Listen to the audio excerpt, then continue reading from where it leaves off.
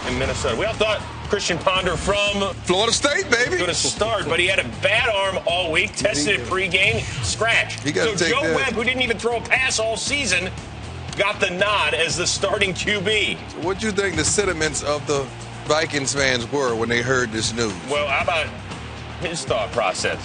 Adrian Peterson, who ran for 409 against the Packers in 2 games during the regular season, including a $1.99 last week. But here in the early going, 3rd and 3. Look at Joe Webb, the escapability. Yeah, that's something that they thought that it was going to be an issue in this game because they didn't have an opportunity, the Green Bay Packers, that is, to practice on that read option. Early on, it was something. And then here's Adrian Peterson for 11 yards and moving the chains.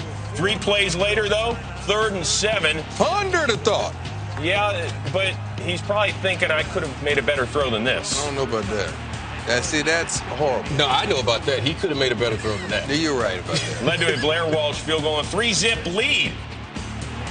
But this was part of the problem all night. Joe Webb thought he was playing in the backyard. He did this about 3 times. That's not good. But what about it was notable that the lineman knew what to do. He just batted that ball down. Led to a Vikings punt here ensuing Packers possession. Aaron Rodgers to DeJuan Harris. This guy was selling cars down in the state of Florida 2 months ago. And I tell you what, he won't sell another one the way he's running.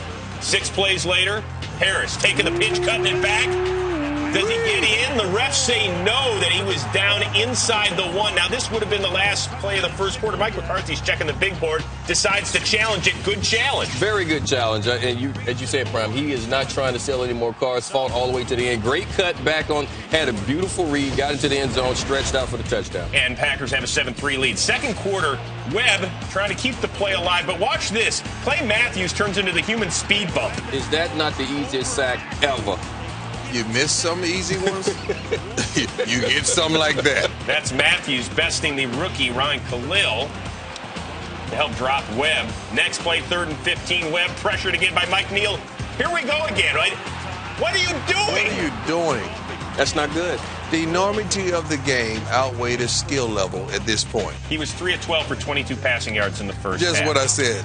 Here's the reigning league MVP, and here's why. Aaron Rodgers to Tom Crabtree. Oh, the up and over. What'd you say, Prime? All those tattoos? Well, no way you hurt him? Yeah, a man with a tattoo like that, you think that hurt him? 5 plays later, Rodgers to Greg Jennings on 4th and 5. And, man, if he's healthy, this is a different team.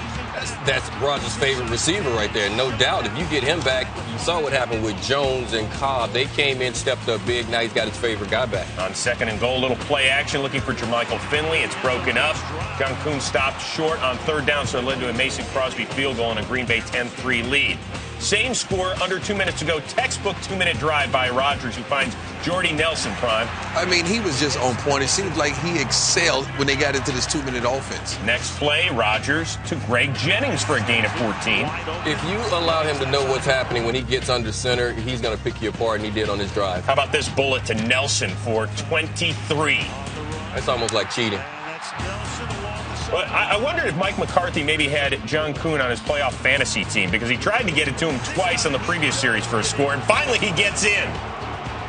Good kid. You got to reward him. He probably works his butt off all week in practice as well as special teams. Great kid. 17-3 lead. 3rd quarter, Packers trying to pile it on. 3rd and 4, Rodgers to James Jones for 19 yards across the middle inside the Viking 40. 6 plays later, Crosby lining up for a 32-yarder. But look at this. Jasper Brinkley, you're our 12th man on the field. You're a 4th-year guy out of South Carolina. Get off the field! When things like this happen at this point of the year, you have problems. So 12 men on the field. Leslie Frazier, your thoughts? Hold on. Exactly.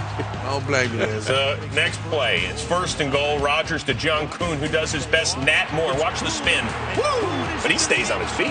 But he's been saving it for the playoffs all year long. Let the other guys score outside the numbers. They can catch the touchdown passes, but he's saving it for the playoffs. But look at T.J. Lang. Is he more than 5 yards downfield? Man, I thought he was going out for the pass. He was so far downfield. Second TD of the game for Kuhn, who had 1 coming into the game all season long. Here comes Adrian Peterson, but stuffed by Eric Walden. Held under 100. They held him to 99. They tackled. That's what the Green Bay Packers didn't do the first 2 meetings. The open guy tackled Adrian Peterson. All right, going for it on 4th and 3. Webb. That's a legit sack by Clay Matthews. Go that man again. Scoops it up. That's just balling right there. Came all the way around the horn.